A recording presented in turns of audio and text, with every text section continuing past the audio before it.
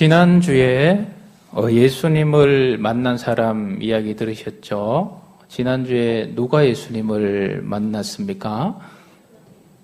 나병 환자가 예수님을 만났죠.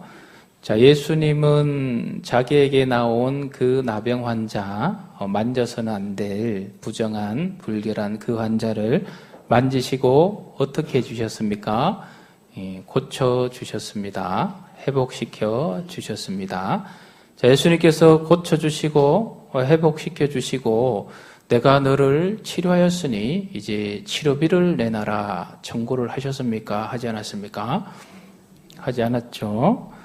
예수님께서는 그저 무료로 다 치료를 해 주셨어요. 만약에 여러분 경주 땅에 용한 한의원이 있는데 거기 가면 보약이 공짜예요. 침도 공짜고. 그러면 여러분 다녀와서 소문을 냅니까? 안 냅니까? 소문을 내죠. 저기 공짜다. 예수님의 이 이야기, 나병 환자가 찾아왔는데 만져주시고 치료해 주시고 돈도 안 받으시고 이 얘기가 소문이 동네에 날까요? 안 날까요? 소문이 쫙 퍼집니다.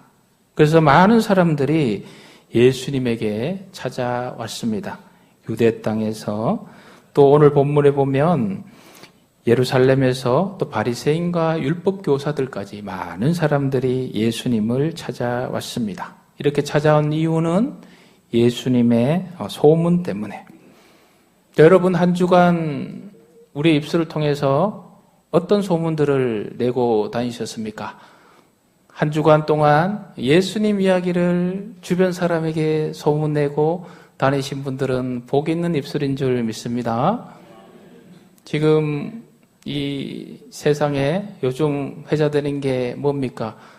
미투 이래가지고 저한테도 연락이 왔어요. 뭐 당했다고 연락 온 게 아니고 연락 와서 건목사 앞으로 우리 조심해야 된다. 저기 집사람 말고는 찾아보지도 말고 뭐 이렇게 터치도 하지 말고 조심해야 된다.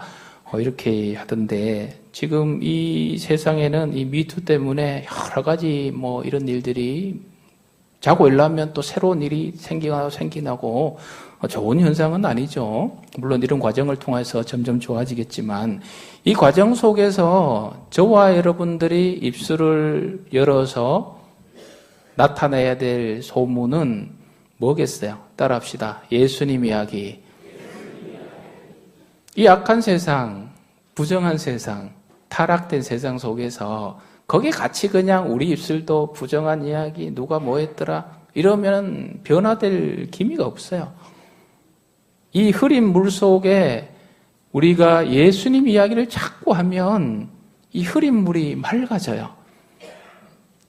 저와 여러분의 입술이 거룩하신 예수님 이야기를 이 악한 세상에, 이 탁한 세상에 많이 증거해서 저와 여러분을 통하여 세상이 더 밝아지기를 주님의 이름으로 축원드립니다. 자, 예수님의 이 소문들 듣고 이날은 가버나움 한 집에 예수님이 머무셨어요. 머무셨는데 또 누군가 예수님을 찾아왔습니다. 우리 18절 같이 한번 보겠습니다. 한 중풍병자를 사람들이 침상에 메고 와서 예수 앞에 들여놓고자 하였으나 여기에 한 중풍병자를 사람들이 침상에 메고 왔을 때 4명입니다. 마가복음에 이제 4명이 이 한 사람을 메고 왔다고 이야기를 하는데 이 사람들은 뭐 어떤 분은 종이라 하는 분도 있고 또 어떤 분은 친척이라 하는 분도 있는데 대체적으로 친구라고 그렇게 이야기를 합니다. 자, 여러분 중풍병자는 어떤 병입니까? 뇌혈관에 문제가 생겨서 이 몸에 움직임을 할 수 없는 그 병이 중풍병이죠. 요즘도 이 중풍병이 많이 생겨납니다. 그래서 중풍병이 생기면 움직일 수가 없어요. 거동을 못합니다. 이 이야기는 스스로 예수님을 찾아오고 싶어도 찾아올 방법이 없는 사람이에요. 이 사람을 이제 4명의 친구들이 중풍병자를 메고 예수님에게 나와왔습니다. 자, 여러분 이 4명의 친구가 귀한 친구예요. 신통차는 친구예요. 아주 귀한 친구죠. 여러분들의 친구, 좋은 친구 만나기를 축원드립니다. 내 친구가 중풍병이 걸렸어요. 그 친구를 위해서 이 4명의 친구들이 수고하고 애쓰는 장면이에요.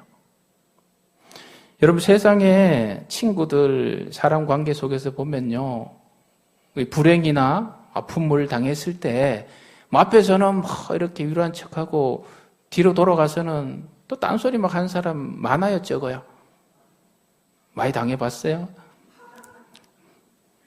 우리 목사님들도 또 그런 게 있어요. 이 사람 사는 세상에 이런 모습들이 많아요. 이 세상의 친구들은 이 불안한 측면이 많아요. 오늘 이 4명의 중풍병자 친구들 정말 좋은 친구들입니다. 저와 여러분들에게 어떤 친구가 있습니까? 요한복음에 가면 예수님이 우리를 향하여 뭐라 지칭하셨어요? 친구라 얘기해 주셨어요. 자, 따라합시다. 예수님이 나의 친구입니다.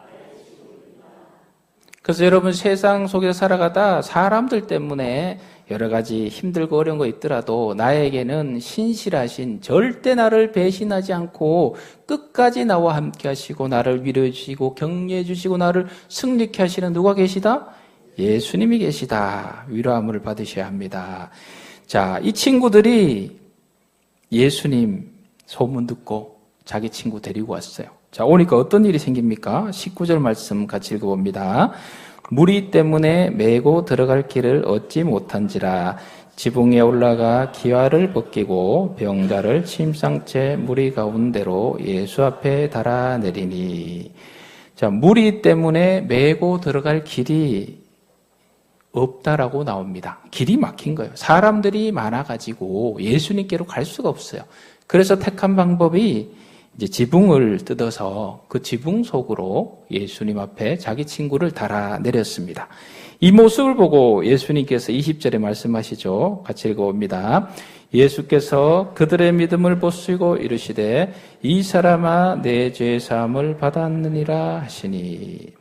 예수님께서 그들의 믿음을 보시고 뭐라 얘기합니까? 내 죄 사함을 받았다.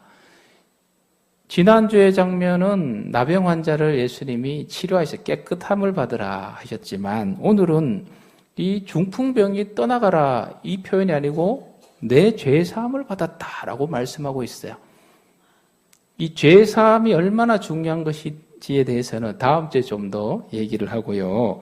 이 죄사함이 받았다는 얘기는 이 중풍병자가 가지고 있는 모든 인생의 근원적인 문제가 완전히 해결되었다라는 의미를 가집니다. 그래서 나중에 이 중풍병자가 어떻게 됩니까? 떨고 일어나서 몸이 완전히 회복돼서 자기가 뉘어오던 그 침상을 자기가 들고 갑니다.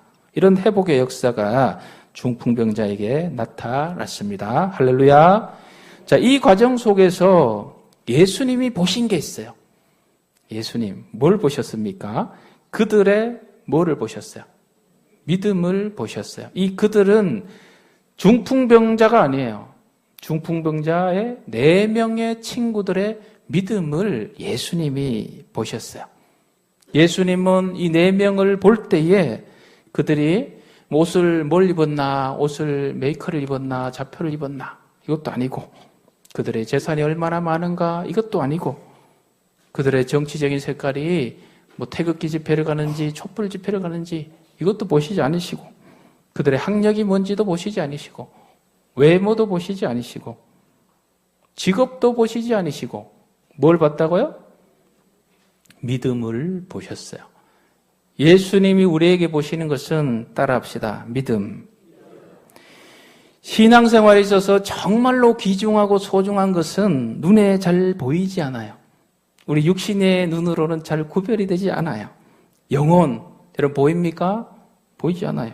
천국, 육신 눈으로 잘 보이지 않습니다. 믿음의 눈으로는 보여요. 예수님의 사랑, 하나님의 은혜, 이게 눈으로 잘 보여지지 않습니다. 영적인 눈으로 볼 수 있는 것들입니다. 이 시간 하나님께서는 우리의 믿음을 보고 계십니다. 여러분의 믿음이 어떠한지 저는 잘 알지를 못합니다. 대충 그냥 감마 잡을 뿐이지 그러나 여러분의 이 시간 앉아있는 그 믿음의 상태를 우리 예수님은 알까요, 모를까요? 완벽하게 압니다. 자, 믿음이 뭘까? 따라합시다. 믿음은 생각이다. 여러분이 지금 이 예배 시간에 앉아서 마음에 품고 있는 생각, 그것이 곧 믿음이에요. 왜 예배 시간에 이렇게 나왔습니까? 이 예배를 드릴 때 하나님, 내가 하나님 앞에 나와서 이 한 시간 예배 드리며 나아갈 때에 하나님께서 내 인생 속에 역사하셔서 아름답고 복된 길을 예비하여 주실 줄 믿습니다. 내가 풀지 못한 모든 문제 속에 하나님 개입하셔서 아름답고 복된 미래를 예비하여 주실 줄 믿습니다. 나의 예배를 받아 주옵소서 라고 믿는 그 믿음 위에 하나님께서 역사해 주시는 것입니다. 자, 오늘 우리 예수님께서는 4명의 친구들의 그 믿음을 보시고 우리 예수님은 놀라운 기적의 역사로 임하여 주셨는데, 오늘 우리가 예수님께서 베풀어 주신 이 기적의 역사 속에 4명이 어떤 믿음을 가지고 있었는지 좀 더 구체적으로 살펴보도록 하겠습니다. 먼저는요, 이 4명의 친구들은 예수님께서 내 친구의 모든 문제를 해결해 주실 거라는 그런 분명한 믿음을 가지고 있었죠. 이건 다 아신 사실인데, 자, 중풍병자, 요즘도 중풍병을 쉽게 고칠 수 있습니까? 없습니까? 요즘도 고치기 어려워요. 걸리면 더 이상 진행되지 않도록 하는 방법이 최선의 방법이죠. 자, 2000년 전에 중풍병이 걸렸다. 그럼 대부분의 상식적인 차원은 어떤 생각을 합니까? 아, 더 이상 고치지 못한다. 그냥 평생 누워 있어야 되나 보다. 그래서 이 친구들도 내 친구가 중풍에 걸렸으니 저 평생 누워 있을 텐데 우리가 좀 먹거리나 주고 그렇게 좀 돌봐주자. 이런 상태로 머물 수 있었겠지만 이 4명의 친구들은 어떤 생각을 하느냐? 당시에 이 상식적인 생각을 넘어서서 이 중풍병, 예수님을 만나면 예수님께서는 내 친구의 병을 회복시켜 주실 거야. 따라합시다. 예수님은 하실 수 있어요. 세상은 안 된다고 힘들다고 어렵다 하지만 내가 이 문제를 예수님 앞에 가져가면 예수님은 반드시 해결해 주실 거야 라는 믿음. 이 친구들의 믿음은 그 당시의 현실의 한계를 뛰어넘는 믿음입니다. 여러분의 현실의 한계들에 굴복하지 마십시오. 다 한계들이 있지 않습니까? 주변에서 안 된다, 힘들다 하는 한계들이 있어요. 그러나 그건 세상 사람들이 얘기하는 것이고 우리 예수님은 모든 것을 가능케 하실 수 있는 분이십니다. 그 믿음을 가지고 이 4명의 친구들은 당시에 그냥 고칠 수 없다는 그 중풍병자 데리고 오는 거예요. 자, 왔어요. 왔는데 어떤 문제가 생깁니까? 19절에 읽은 말씀에 보면 무리 때문에 메고 들어갈 길을 얻지 못한지라. 뭐 때문에요? 무리. 이 무리는 양무리예요? 늑대무리예요? 호랑이무리예요? 뭔 무리예요? 사람 무리예요. 사람 때문에 예수님에게 갈 수가 없어요. 겨우 힘들게 자기 친구 예수님 만나서 인생의 문제를 해결해 보라고 왔는데 사람들이 가득해서 더 이상 갈 수가 없어요. 아마도 얘기를 했겠죠. 여러분들 내 친구를 봐서 지금 중풍병자입니다. 예수님 만나야 돼요. 좀 비켜주세요. 비켜주세요. 사람들이 안 비켜줘요. 자기 코가 석자인데 무슨 소리냐. 나도 한참 기다렸다. 도무지 예수님께로 나아갈 길이 없습니다. 이 4명의 친구들의 이 믿음의 길을 방해하는 것이 공교롭게도 사람들이에요. 이 원리는 오늘날에도 비슷해요. 여러분들이 예수님을 만나는데 하나님의 그 풍성한 은혜 깊으로 더 깊이 들어가는 데에 방해되는 것이 사람이에요. 사람이 방해가 돼요. 사람 때문에 방해가 되는 겁니다. 제일 무서운 게 뭐라 그래요? 사람이라 그래요. 저기 외지에다가 이제 전원주택 짓고 사는 분 제가 가서 물어봤죠. 뭐가 제일 두렵습니까? 밤에 내려오는 거기 뭐예요? 멧돼지 이게 두렵습니까? 뭐 그것도 두렵고 한데 제일 두려운 거는 뭐가 두렵다 그래요? 사람이 두렵다 그래요. 여러분, 이 지구상에 사람을 제일 많이 죽이는 게 뭘까요? 호랑이, 늑대, 병균이 아니고 사람이에요. 사람이 사람을 더 많이 죽이고 있어요. 참 희한한 일 아닙니까?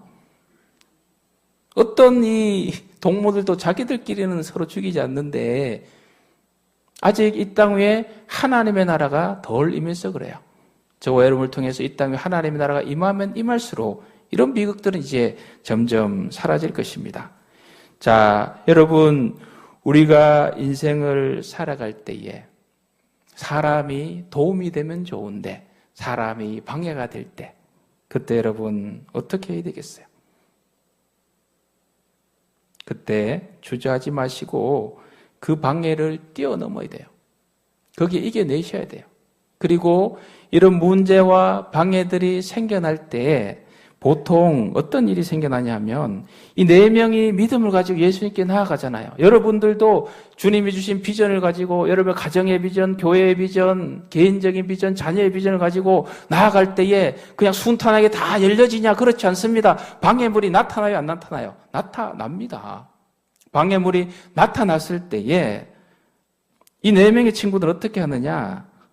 이 방해 속에, 이 문제 속에서 서로 원망하지 않아요. 보통 어떤 얘기들이 생겨납니까? 네 명이 딱 들고 왔어요. 사람들이 너무 많아서 갈 수가 없어요. 그럼 그 중에 한 명이 뭐라고 얘기를 할까요? 그런 얘기 흔히들 하죠.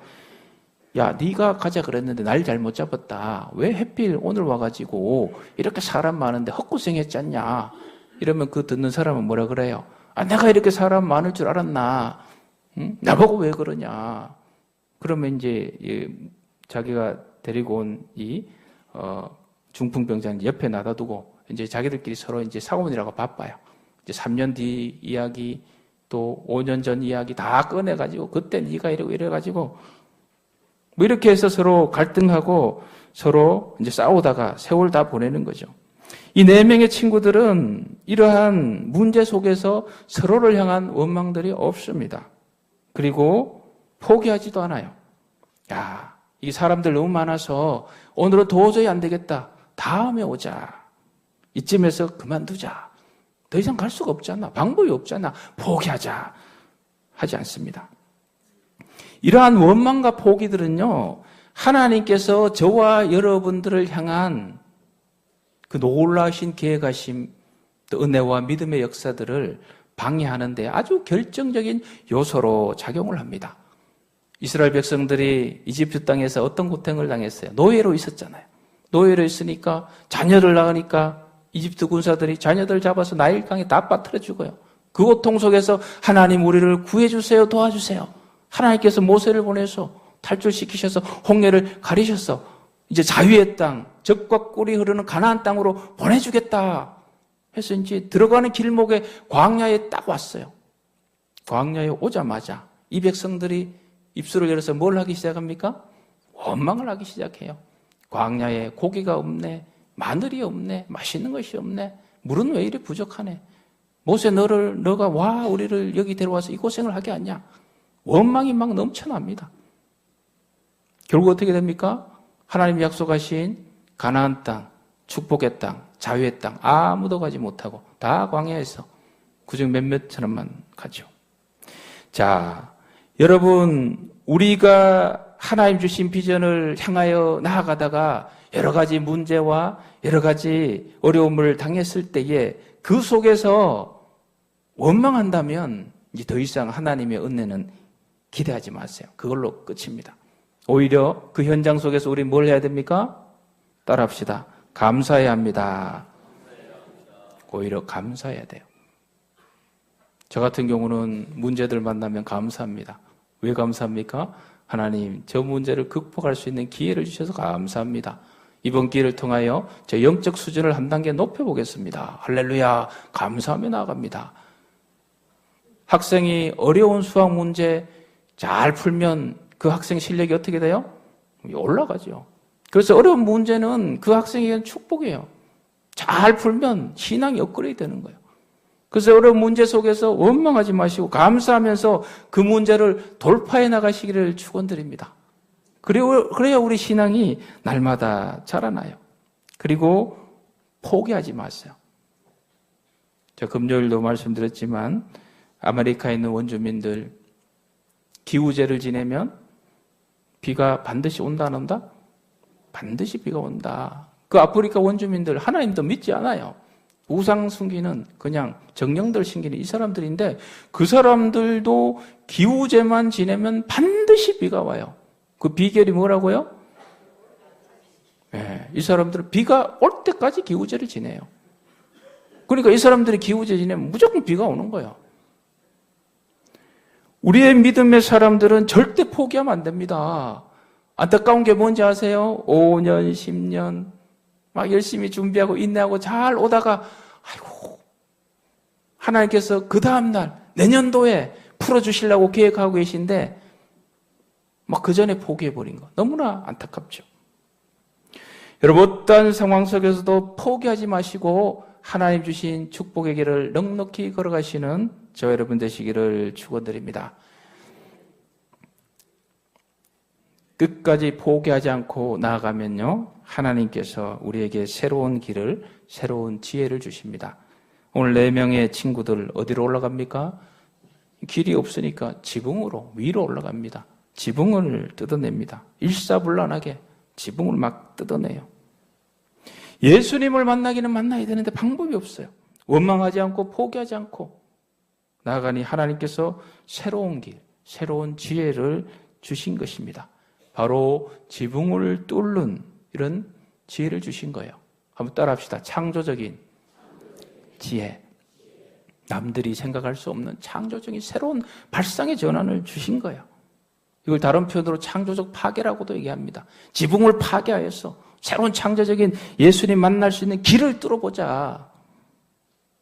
포기하지 않는 자에게 주시는 하나님의 은혜입니다. 자, 여러분, 지금 이제 누가 이제 사람들이 여기 많다고 치고 더 이상 들어올 데가 없어서 막 제가 설교하는데 위에서 지붕을 막 뜯어요. 먼지 막 뚝뚝 떨어지고 막 쿵쾅쿵 소리 나고. 그럼 대체적으로 우리 반응이 어떻게 합니까? 우리 전선생님 빨리 올라가서 먼지 하나 보라고. 지붕 뜯고 있습니다. 그럼 제가 뭐라 그래요? 그 제정신이 아니구나. 빨리 잡아서 경찰 신고하든지 잡아가라고. 너무 지붕을 왜 뜯냐? 이게 일반적인 반응이에요. 여러분 여기 이 4명이 남의 집에 지붕을 뜯어 제낀다는 게 간단한 게 아닙니다. 물론 지붕 뜯는 이 작업 자체는 그렇게 어려운 일이 아니에요. 뭐가 힘드냐 그러면 주변에서 가만히 있겠어요. 지붕 뜯는데 집주인이 뭐 하는 짓이냐, 남의 집을 왜 뜯냐. 그리고 누군가는 또 얘기하겠죠. 뜯다가도 먼지가 펄펄 날 텐데 밑에 예수님 있는데 먼지 펄펄 나면 예수님이 이것 보고 오히려 우리 친구 고쳐주기는 커녕 더 나무래지 않을까. 또 어떤 사람은 그렇게 얘기할 수 있겠죠. 뭐 별나게 굳이 지붕까지 뜯어가면서 우리 친구 예수님 만나게 할 필요가 있나. 그냥 오늘은 복잡하니까 돌아가고 다음에 오자. 여러분 다음에 찾아온다는 사람 찾아오던가요? 안 찾아와요. 다음은 없어요. 오늘 이 시간, 이 순간, 지금 가장 중요한 지금을 붙잡으셔야 돼요. 지붕을 뜯는다는 것은 보통 믿음과 결단과 각오 없이는 할 수 없는 일입니다. 그냥 쉽게 누구나 할 수 있는 것이 아니에요. 창조적인 소수만이 할 수 있는 작업입니다. 역사학자 아놀드 토인비 어떤 얘기를 했습니까? 도전과 응진이라는 이론을 이야기하면서 문명의 발전이라는 것을 설명하면서 문명이 발전하려면 적절한 도전이 있고 이에 창조적 소수가 이끄는 적절한 응전이 있을 때 바로서 그 문명이 발전한다. 이러한 창조적 소수들, 지붕을 뚫어내는 사람들. 오늘 이 시대는 이러한 지붕을 뚫어내는 믿음의 창조적 소수가 필요할 때입니다. 막힌 지붕을 뚫어서 중풍병자가 예수님을 만날 수 있도록 뚫어내는 그 작업을 하는 사람들이 이 시대에 필요합니다. 자, 여러분 이 4명의 친구들이 누구를 위하여 지붕을 뚫습니까? 자기를 위해 뚫어요? 아니에요. 친구들을 위해서 뚫어요. 나를 위해서 뚫는 것이 아니라 가만히 있으면 예수님을 만나지 못할 이 불쌍한 내 친구를 위해서 지붕을 뚫어요. 이 지붕을 뚫는다는 것은 여러 가지 복합적인 다양한 의미들을 갖고 있는데 제가 이 말씀 준비하면서 막 친 게 한 20장이 넘어가요. 다음 주에 또 한 번 더 이렇게 해야 되는데 저도 이제 성화교회 와서 지붕을 많이 뚫은 게 있고 뚫다가 간둔 게 있고 또 앞으로 뚫을 것도 있고 이 지붕이 아니고 이제 여기 우리 작은 주차하던 공간 있지 않습니까? 거기 이제 주차하지 않고 이제 마당으로 이제 쓰기로 해서 거기 토끼도 2마리 있고 또 닭도 2마리 있고 그 가운데서 또 어떤 분이 또 자동차 애들 타고 놀라고 자동차도 갖다 놓고 뭐 이런 과정 속에 지난주에 어떤 분이 이제 그 오토바이를 하나 가져왔어요. 애들 장난감 오토바이. 그래서 저는 교회 한번 오시는 분인가 싶어서 감사하다고 돌려보냈는데 어제 그분들이 또 왔더라고요. 또 왔는데 이번엔 아내하고 아이하고 이제 데리고 왔어요. 얘기를 들어보니까 교회에 온 적이 없는 사람이에요. 근데 지나가다 보니까 어느 날부터 닭도 하나 생기고 또 우리 전사님 막 그네도 만들고 왠지 가고 싶다. 근데 그냥 갈 수 없으니까 뭔 기여를 해야 되겠다 싶어서 그 오토바이 이렇게 전동으로 가는 거 좋은 거예요. 제가 타보니까 무거워서 안 가가지고 안타까운데 아이들은 탈 수 있거든요. 그걸 이제 기증해놓고 그 다음에 이제 와가지고 그래서 어제 그 닭이 낳은 달걀 2개를 제가 주고 주보 3개도 주고 전도지도 주고 그래서 이제 교회 오시라고 이렇게 했는데 여러분 믿지 않는 자들이 교회에 자연스럽게 찾아올 수 있도록 지붕을 뚫어야 됩니다. 그리고 카페 여러분 제가 처음 와서 이 그 식당에 쭉 둘러보니까 무슨 비밀이 그렇게 많은지 다 막아놨어요. 도무지 안에서 무슨 일이 일어난지 볼 수가 없어요. 그 이제 다 뜯어서 이제 지금 환하게 밖에 다 보이잖아요. 이제 그 상태로 제가 낮에나 밤에 있으면 지나가는 사람들이 자꾸 와서 봐요. 이렇게 안에 뭐가 있냐 이렇게 봐요.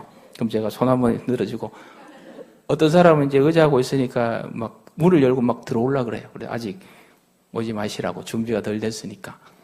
믿지 않는 사람들이 교회에 자연스럽게 들어올 수 있도록 지붕을 뚫어야 돼요. 여러분 오늘날 이 예수님이라는 이 엄청난 자유와 은혜와 사랑의 모든 것을 간직한 우리의 모든 인생의 문제를 해결해 줄 수 있는 이 귀하고 귀한 예수님이 세상 사람들이 와서 만나기에는 지붕들이 너무 많아요. 이 지붕들을 뚫어줘야 돼요. 누구를 위해 뚫어요? 나를 위해 뚫는 게 아니고 오늘 4명의 친구들은 중풍병자들을 위해서. 여러분 우리의 일을 위해 살까 하면 이럴 필요 없어요. 우리끼리 사이좋게 짝짝꿍 하면 되지.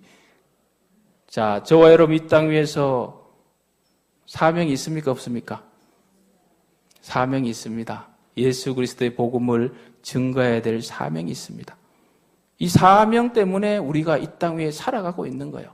그 사명은 예수 그리스도를 어떻게 하든지 이 중풍병자와 같이 주저앉아 있는 사람, 하나님을 통해서 행복을 맛보지 못한 사람들에게 예수님을 증거해서 그 사람이 참 자유를 누리고 기쁨을 누리고 죄에서 해방되어서 영생을 맛보고 하나님의 은혜 속에 나아갈 수 있도록 전파해야 되는 사명이 저와 여러분들에게 있는 줄 믿습니다.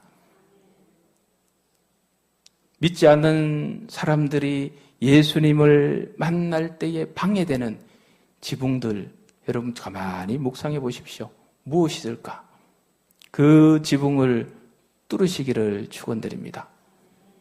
예수님이 오늘 보신 그들의 믿음이 바로 이 믿음이에요. 3가지로 정리하겠습니다. 예수님은 우리 모든 인생의 문제를 세상이 안 된다 하는 그 모든 문제조차도 다 해결해 주실 수 있다는 믿음이에요. 또 하나는 이 믿음을 향해 나아갈 때에 어려움과 고난과 핍박과 힘듦이 있을지라도 원망하거나 불평하거나 끝까지 포기하지 않는 믿음이에요. 그리고 지붕을 뚫는데 누구를 위해서 뚫어요? 중풍병자를 위해서, 다른 사람을 위해서, 나라와 민족을 위해서, 교회를 위해서, 여러분의 가정의 다른 식구들을 위해서, 여러분의 전도 대상들 삼은 그 사람들을 위해서 뚫어나가는 믿음. 이것이 바로 그들의 믿음입니다. 예수님께서는 이 믿음을 보시고 아름다운 은혜의 역사를 베풀어 주셨습니다. 저 여러분 시간 이 믿음을 가지고 주님 앞에 나와서 저와 여러분을 통하여 우리 성화교회를 통하여 많은 사람들이 하나님의 은혜 길로 나아갈 수 있는 축복의 통로로 장대히 서시기를 주님의 이름으로 축원드립니다.